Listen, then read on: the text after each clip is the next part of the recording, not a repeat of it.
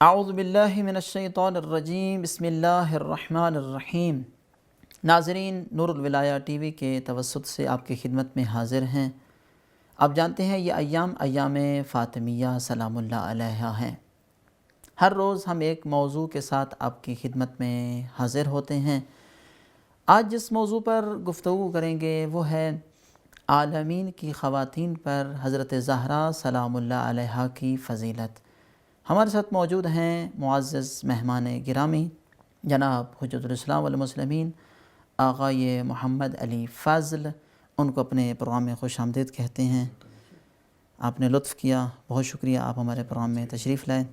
جناب مولانا، جیسا کہ آپ جانتے ہیں حضرت زہرا سلام اللہ علیہا کے علاوہ بھی خواتین گزری ہیں تاریخ میں۔ حضرت مریم ہیں، حضرت آسیہ ہیں، ان کی بہت بڑی فضیلت تھی۔ خود قرآن مجید بھی بعض خواتین کی فضیلت بیان کرتا ہے۔ تو فضیلت زہرا سلام اللہ علیہا کا معیار کیا ہے؟ خود فضیلت کا کیا معیار ہے؟ اعوذ باللہ من الشیطان الرجیم، بسم اللہ الرحمن الرحیم، وبہ نستعین وہو خیر ناصر و معین۔ سب سے پہلے تو آپ کی ٹیم کی جانب سے، اس پلیٹ فارم کی جانب سے، نور الولایہ کی جانب سے زمانے کی حجت صاحب العصر و زمان کے محضر میں تسلیت عرض کرتے ہیں ان کی جدہ مبارکہ شفیع روز محشر حضرت زہرا سلام اللہ علیہا کی اس شہادت کی مناسبت سے، اور اس کے بعد اس کائنات میں ان کی غیبت کبریٰ میں جو ولی ہیں، ولی فقیہ، ان کے محضر کے اندر اس کی تسلیت پیش کرتے ہیں۔ اچھا دیکھیں، سوال بہت زیادہ اہم ہے اور یہ پوچھا بھی جاتا ہے عموماً جب ہم لوگ معاشرے میں جاتے ہیں تو دیکھتے ہیں کہ افضلیت کا معیار پوچھا جاتا ہے، لیکن یہاں پر سب سے پہلے ہم لوگ تھوڑا سا موضوع کو بیان کرنا چاہیں گے کہ جب ہم لوگ افضلیت حضرت زہرا سلام اللہ علیہا کی بات کرتے ہیں تو ایسا نہیں ہے کہ حضرت کی افضلیت صرف ان کے زمانے جب اس کائنات میں موجود تھیں تبھی ہے، یعنی ایسا نہیں ہے کہ وہ خواتین کے جو جب اس کائنات میں حضرت موجود تھیں ان پر فضیلت رکھتی تھیں، بلکہ ایسا نہیں ہے۔ حضرت کی فضیلت خداوند عالم نے اس کائنات میں، عالمین میں جتنی بھی مخلوق خاتون خلق کی ہے، سب سے زیادہ فضیلت حضرت کے پاس موجود ہے۔ یعنی سب سے زیادہ برترین، سب سے زیادہ بافضیلت اگر خداوند عالم کی کوئی کنیز اس کائنات میں پروردگار نے بھیجی ہے تو وہ حضرت زہرا سلام اللہ علیہا کی شکل میں بھیجی ہے۔ یعنی جب ہم لوگ یہ بات کر رہے ہیں تو بعض روایات میں ہم لوگوں کو ملتا ہے کہ رسول اکرم ختمی مرتبت محمد مصطفیٰ صلی اللہ علیہ وآلہ وسلم نے فرمایا کہ 4 ایسی خواتین موجود ہیں جو اس کائنات میں تشریف لائی ہیں، خداوند عالم کی کنیز ہیں، کہ جن کے پاس ایک خاص فضیلت ہے کہ جنت ان کی مشتاق ہے۔ یعنی ہر ایک انسان جنت کا مشتاق ہے، لیکن جنت ان 4 خواتین کی مشتاق ہے۔ جب رسول خدا سے پوچھا گیا کہ وہ 4 خواتین کون سی ہیں تو سب سے پہلے رسول خدا نے جواب دیا کہ خدیجہ بنت خویلد ہیں، حضرت خدیجہ سلام اللہ علیہا کی جن کی جنت مشتاق ہے۔ دوسری خاتون جن کا نام لیا وہ حضرت مریم بنت عمران ہے، یعنی حضرت عیسیٰ کی جو والدہ سلام اللہ علیہا۔ تیسری جو خواتین حضرت فاطمہ بنت محمد صلی اللہ علیہ وآلہ وسلم کہ رسول خدا کی لخت جگر بضعت رسول حضرت زہرا سلام اللہ علیہا ہے۔ اور چوتھی خاتون جن کا نام لیا وہ آسیہ بنت مزاحم ہیں کہ جو فرعون کی زوجہ کہ جنہوں نے حضرت موسیٰ علیہ السلام کو پالا ہے، ان کی تربیت کی ہے۔ تو یہ 4 خواتین ایسی ہیں، لیکن ان میں سے بھی جب ہم لوگ فضیلت کی بات کرتے ہیں تو فضیلت حضرت زہرا سلام علیہا کے پاس ہے کہ جو سیدۃ النساء اہل الجنہ ہے، جنت کی جتنی بھی خواتین ہیں، حور العین ہیں، ان کی سیدہ ہیں، سب سے زیادہ بافضیلت ہے۔ اچھا، جیسا کہ آپ نے یہ سوال کیا کہ ہمارے پاس فضیلت کا معیار کیا ہے، یعنی ہم لوگ کس طرح سے کہہ سکتے ہیں کہ فضیلت، اس کے اندر ہمارے پاس بہت سارے اقوال موجود ہیں۔ یعنی آپ جس طرح سے دیکھتے ہیں کہ اس مسلمانوں کے بہت سارے مکتبہ فکر ہیں، یعنی اس طرح سے کہ جو اپنی ایک خاص کلامی کتب رکھتے ہیں، خاص اعتقادات رکھتے ہیں، جب انہی سے جا کر پوچھتے ہیں کہ کس طرح سے ہم لوگ کسی کو بھی افضل اور دوسرے کو مفضول قرار دیتے ہیں، یعنی اس طرح سے کہ افضلیت کا معیار کیا ہے، تو بعض ان میں سے جو کلامی فرقے ہیں وہ کہتے ہیں کہ اکثر و ثواباً کہ جس کے پاس ثواب زیادہ ہوگا، جس کے پاس ثواب خداوند عالم نے اس کو اجر زیادہ دیا ہوگا، وہ زیادہ فضیلت والا ہے۔ اچھا، اب اگر انہی سے یہ سوال کریں کہ بھی درک کیسے کریں گے کہ اس کے پاس ثواب زیادہ ہے؟ اگر ایک ہی جماعت کے اندر سارے نمازی کھڑے ہو جائیں تو کس طرح سے کہا جائے گا کہ بھئی اس کی نماز زیادہ فضیلت رکھتی ہے نسبتاً کسی دوسرے کے؟ تو یہ اکثر و ثواباً یا اکثر و جزاءً کی جو بحث ہے، یہ کس طرح سے انسان درک کر سکے گا؟ یہ تو پروردگار کو معلوم ہے کہ جس نے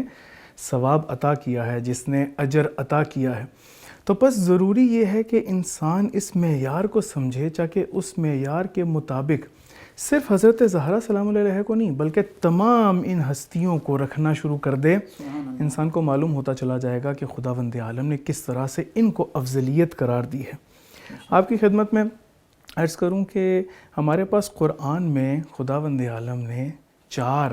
معیار فضیلت ذکر کیے ہیں۔ اس سے پہلے اگر حضرت زہرا کی فضیلت کے حوالے سے ایک روایت اپنے ناظرین کے لیے پیش کروں کہ جو حضرت عائشہ سے ہے، یعنی حضرت عائشہ خود فرماتی ہیں کہ ما رأیت احدا اشبہ کلاما و حدیثا، کہ میں نے کسی کو بھی رسول خدا سے زیادہ کلام میں اور گفتار کے اندر شبیہ نہیں پایا مگر کہ حضرت زہرا سلام اللہ علیہ۔ یعنی جو خداوند عالم کے محبوب ہیں، ختمی مرتبت ہیں، خداوند عالم ان کو طٰہٰ، یاسین، مزمل، مدثر اور اس طرح کے القابات سے نوازتا ہے اور ان کے اوپر شریعت کو تمام کرتا ہے اور اکمال دین کرتا ہے کہ اس کے بعد احسنت۔ کسی نے نہیں آنا ہے، کسی شریعت نہیں، کسی نئی شریعت نے نہیں آنا ہے۔ جب حضرت عائشہ خود سے دیکھتی ہیں کہ اس کائنات میں کون سا ایسا وجود ہے کہ جو محبوب پروردگار کا محبوب بن کے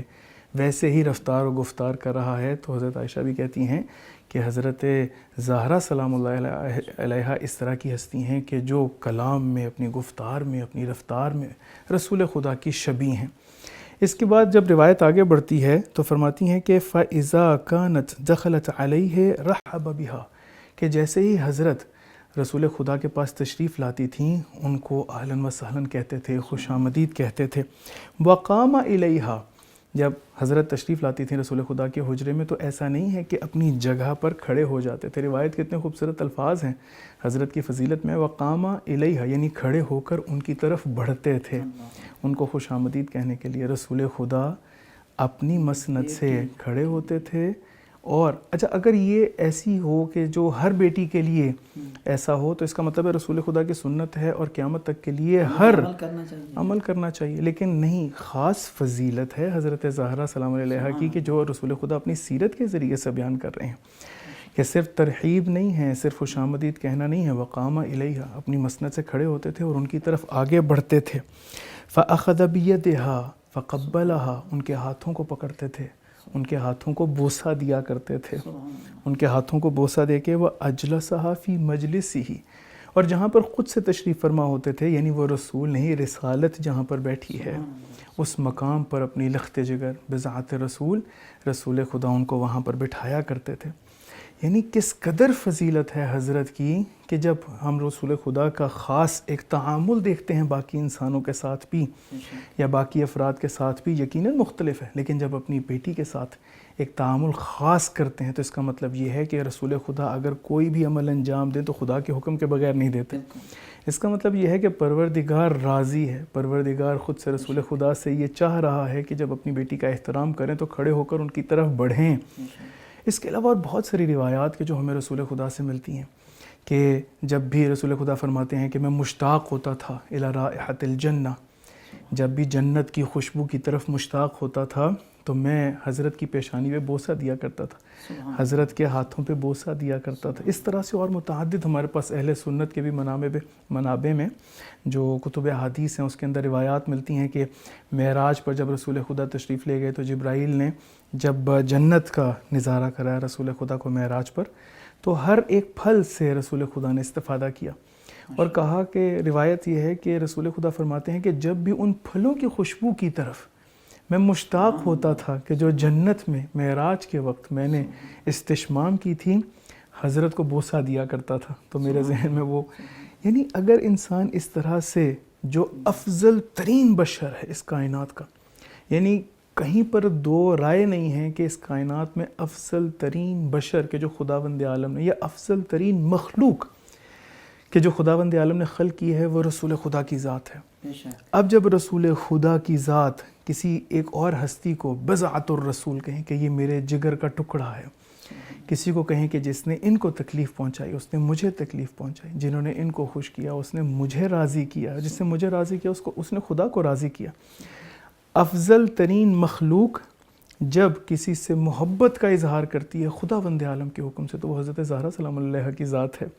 کہ کس طرح سے بڑھ کر. تو یہ تمام اور بہت ساری روایات ہیں کہ جو ہم لوگوں کو فضیلت کے بارے میں بتاتی ہیں. ماشاءاللہ بہت اچھی روشنی ڈالی فضیلت کے معیار جناب سیدہ کے بارے میں.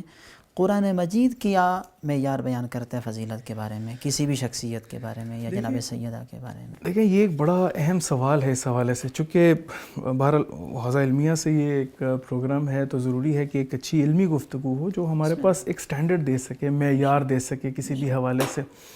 اور قرآن ایک ایسی کتاب خداوند عالم کا کلام کہ جس کے اندر تحریف ممکن نہیں ہے، یعنی سب مکاتب فکر اس کے اوپر متفق ہیں کہ اس کے اندر کوئی تحریف نہیں ہے.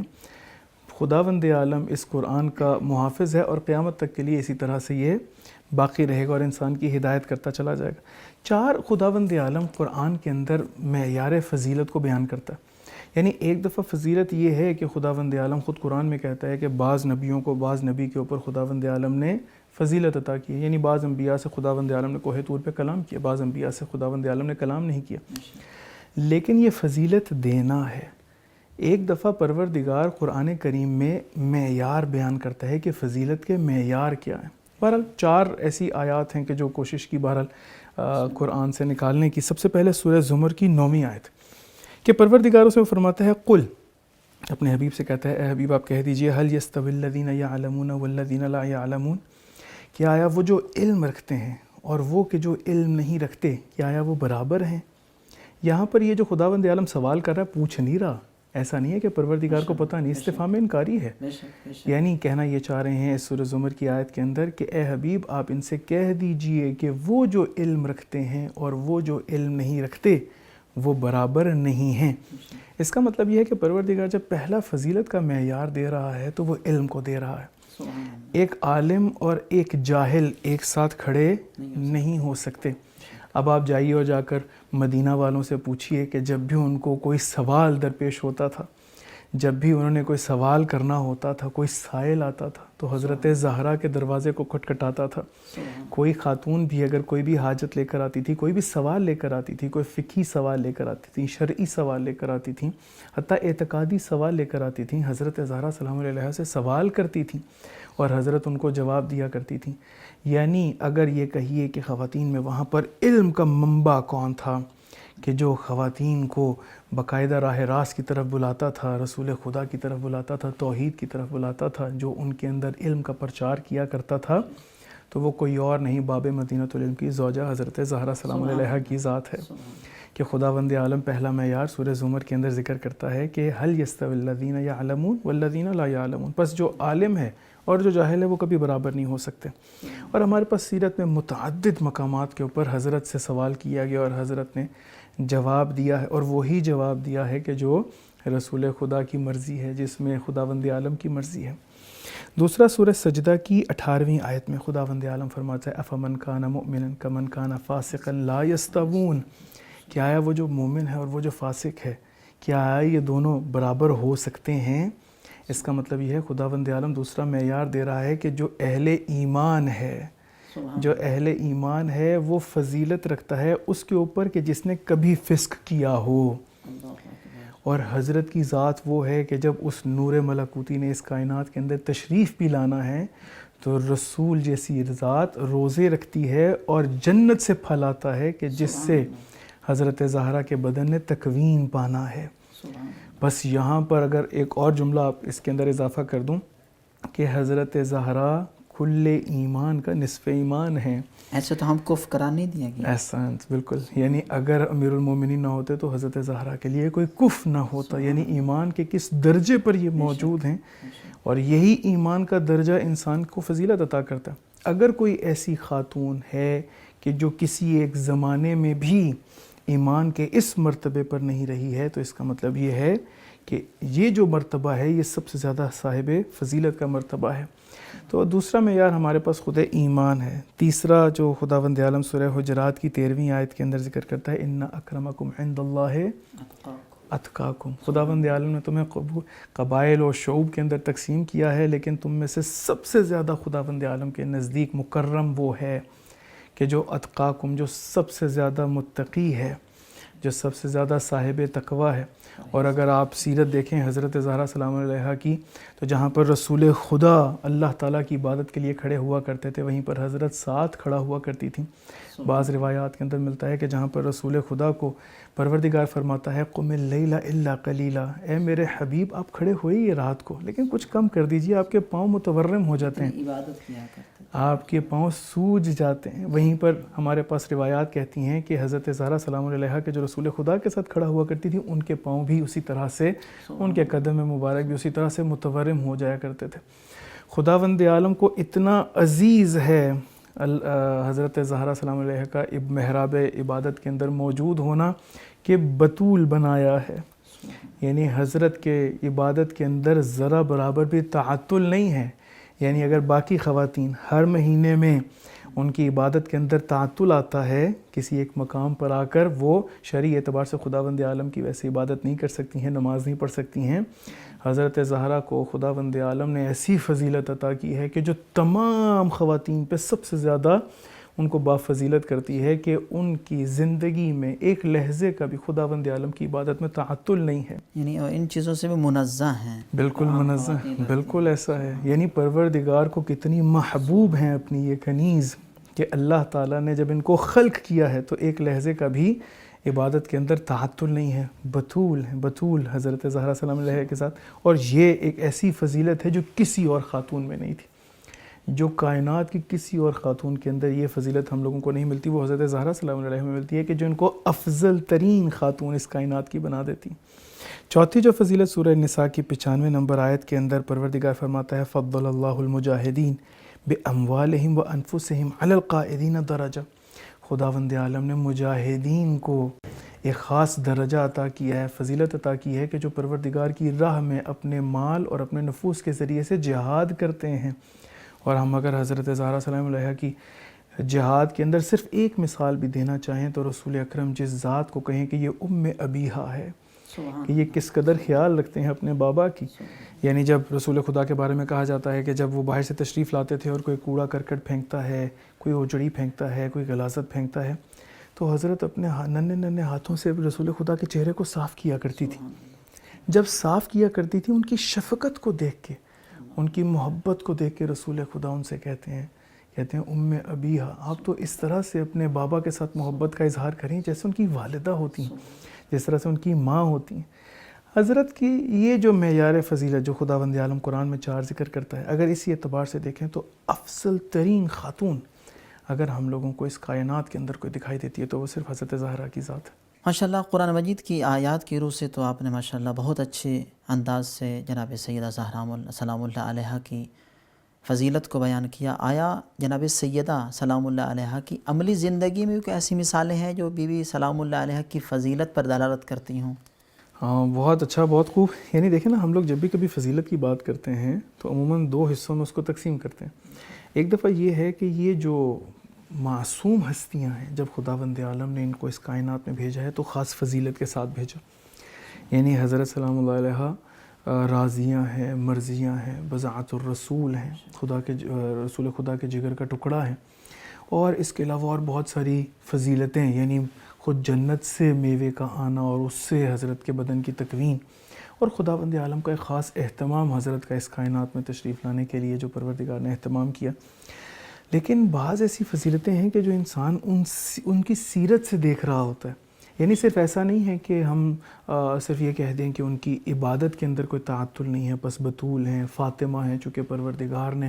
ان کو، ان کے تمام محبت کرنے والوں کو جنت کی آگ سے محفوظ کر دیا ہے یا شر سے محفوظ کر دیا ہے، یا اس طرح کی جو ان کے نام کے حوالے سے جو فضیلت وغیرہ ملتی ہے. چونکہ اہل بیت علیہ السلام کے جو نام بھی ہیں وہ بھی فضیلت کی طرف مشیر ہیں. یعنی ایسا نہیں ہے کہ وہ ہماری طرح نام رکھ دیا گیا ہو. آپ کسی کا نام اسد رکھ دیں اور شیر کی طرح وہ شجاع نہ ہو، ہمارے لیے ممکن ہے. یعنی اہل بیت علیہ السلام اس بمسمہ ہوا کرتے ہیں. یعنی جو ان کا نام گزاری ہے، جو ان کا نام رکھا گیا ہے، وہ تمام خصوصیات اس نام کی بھی ان کے اندر موجود ہیں. یعنی اسی طرح سے ہم لوگوں کو بہت زیادہ اہل بیت علیہ السلام کی زندگی کے اندر ملتا ہے کہ میری ماں نے میرا نام حیدر رکھا ہے، اسی طرح سے حضرت زہرا سلام علیہ کا جو نام رکھا گیا،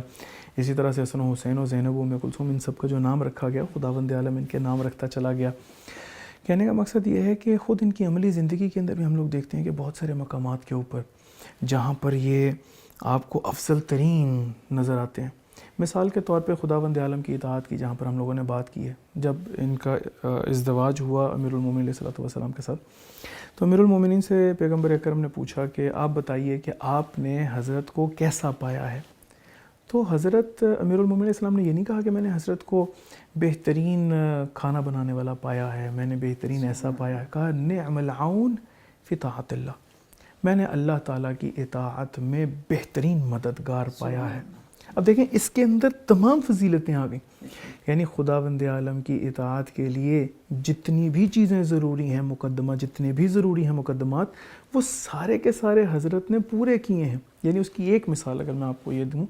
تو امیر المومنین علیہ الصلوۃ والسلام نے ایک دفعہ حضرت زہرا سے پوچھا کہ آپ نے کبھی میرے سے خواہش کا اظہار نہیں کیا، آپ نے کبھی مجھ سے کچھ مانگا نہیں ہے۔ روایت کے الفاظ ہیں کہ جہاں پر حضرت کہتی ہیں کہ لاستحجی، میں گھبراتی ہوں، مجھے حیا آتی ہے اس چیز سے کہ اے علی کہیں ایسی چیز میں آپ سے نہ مانگ بیٹھوں کہ جو آپ لا نہ سکیں، یعنی کچھ ایسا تقاضا نہ میرے سے ہو جائے۔ اس وجہ سے زندگی بھر کوئی امیر المومنین سے تقاضا نہیں کیا ہے۔ اگر ہم لوگ صرف اس گھر کی اقتصادی حوالے سے دیکھیں کہ یہ گھرانہ ایک ایسا گھرانہ ہے کہ جو سب کچھ اپنے فقراء کے اندر، سب کچھ مساکین کے اندر تقسیم کرتا ہے، اور خداوند عالم سورہ دہر کی آیات کو نازل کرتا ہے۔ یتیم، مسکین، اسیر آتا ہے تو صرف ایسا نہیں ہے کہ امیر المومنین نے اپنی افطار دے دی ہو، حضرت زہرا اپنی افطار دے رہی ہیں، حسن حسین اپنی افطار دے رہے ہیں، حضرت فضا یعنی جو ان کے ساتھ رہتا ہے وہ بھی اپنی افطار دے رہا ہے، اور خداوند عالم آیات کا نزول کر رہا ہے۔ یعنی ایسی ہستیاں کہ جو اپنے گھر میں کوئی بھی چیز باقی نہیں رکھتی ہیں، جو خداوند عالم کی طرف سے عطا ہے وہ مساکین کے اندر، وہ یتیموں کے اندر، وہ فقراء کے اندر، وہ اہل مدینہ کے جتنے بھی وہاں پر ضرورت مند ہیں ان کے درمیان تقسیم کر دینا۔ لیکن ہمیں کسی ایک موقع پر بھی حضرت کی سیرت کے اندر ایسا دکھائی نہیں دیتا کہ امیر المومنین سے کہا ہو کہ گھر میں کھانے کو کچھ نہیں ہے، یا امیر المومنین علیہ السلام سے اس بات کے اوپر کوئی ایسا کلام ہوا ہو کہ جس کے نتیجے میں انسان کو شکایت شکوہ کیا ہو۔ یعنی اگر دیکھا جائے تو کس طرح سے خداوند عالم کی اطاعت کے اندر بہترین مددگار پایا ہے، وہ صرف عبادت اور مصلے کے اوپر نہیں ہے، بلکہ وہ اقتصادی حوالے سے، وہ گھر کے تمام امور کو دیکھنے کے حوالے سے، وہ اپنے بچوں کی تربیت کے حوالے سے، ایسے بچوں کی تربیت کی کہ جن کو خداوند عالم نے امامت عطا کی، امام حسن و حسین و زینب کو اس طرح کی ہمارے پاس اولاد حضرت زہرا سلام علیہ نے تربیت کی ہے، ام الائمہ کہ خداوند عالم ام الائمہ قرار دیتا ہے۔ اس کے علاوہ اگر آپ خود ہمسایوں سے ان کا تعلق دیکھ لیں تو خود معصومین علیہ السلام آ کے خود فرزند حضرت زہرا سلام علیہ کے پوچھتے ہیں کہ آپ جب بھی دست دعا کو بلند کرتی ہیں تو گھر کے لیے دعا نہیں کرتی، سب سے پہلے ہمسایوں کے لیے دعا کرتی ہیں۔ تو حضرت آگے سے فرماتی ہیں اول جار ثم الدار، یعنی سب سے پہلے ہمسائے ہیں اس کے بعد۔ یعنی اگر ایک انسان حضرت کی سیرت کو دیکھنا شروع کرتا ہے تو صرف مصلح عبادت کے اوپر وہ اوج عبادت دکھائی نہیں دیتی، بلکہ ہر عمل کے اندر ہر عمل اپنی فضیلت پر معراج پر دکھائی دیتا ہے۔ یعنی اس طرح سے کہ حضرت اگر کسی کو جواب دے رہی ہیں، ایک خاتون آئی حضرت کے پاس اور ایک آ کر سوال کیا، حضرت نے اس کو جواب دیا، اس کے بعد دوبارہ سے گئیں اور دوبارہ سے آئیں اور آ کے کہتی ہیں کہ میں معذرت چاہتی ہوں، آپ گھر کے کاموں کے اندر مشغول ہیں تو میں اگر ایک اور سوال کر لوں، اور اس طرح سے کرتے کرتے متعدد بار وہ خاتون واپس آتی ہے اور حضرت سے سوال کرتی ہے، اور ہر دفعہ کر یہ کہتی ہے کہ آپ کو میں بار بار مزاحم ہو رہی ہوں، زحمت دے رہی ہوں کہ آپ کے گھر کے کاموں کے اندر مشغول ہیں، اور اس کے باوجود میرے یہ تمام سوالوں کے جواب دے رہی ہیں۔ تو آگے سے حضرت کہتی ہیں کہ اگر تمہیں معلوم ہو جائے کہ ہر سوال کے بدلے خداوند عالم کتنا اجر دیتا ہے، کتنا اجر دیتا ہے، تو تم آتی چلی جاؤ اور یہ سوالوں کے جواب لیتی چلی جاؤ۔ اگر اخلاق حضرت کو دیکھیں، اگر گفتار حضرت کو دیکھیں، اگر رفتار حضرت کو دیکھیں، اگر تربیت حضرت کو دیکھیں، اگر اپنے بابا کے ساتھ، رسول خدا کے ساتھ تعلق کو دیکھیں، اگر اپنے شوہر امیر المومنین علیہ السلام کے ساتھ تعلق کو دیکھیں، اگر ہمسایوں کے ساتھ تعلق کو دیکھیں، مدینے کی باقی تمام خواتین کے ساتھ اگر تعلق کو دیکھیں، حضرت خدیجہ کی وفات کے بعد حضرت ام سلمہ اور باقی جو ازواج ہیں رسول خدا کی، ان کے ساتھ تعلق کو دیکھیں، ہر ایک انسان کو معراج دکھائی دیتی ہے، ہر ایک انسان کو حسن کا وہ منبع دکھائی دیتا ہے کہ جو سیرت اور نمونہ بنتا ہے باقی تمام کائنات کی خواتین کے لیے۔ سبحان اللہ، سبحان اللہ، بڑے احسن انداز سے اپنے قیمتی وقت سے وقت نکال کر آپ تشریف لائے اور جناب سیدہ سلام اللہ علیہا کی سیرت کو بیان کرتے ہوئے بی بی کی افضلیت اور بی بی کی فضیلت تمام عالمین کی خواتین پر آپ نے بیان کی، آپ کے شکر گزار ہیں۔ ناظرین، جیسا کہ آپ سن رہے تھے جناب مولانا حجت الاسلام والمسلمین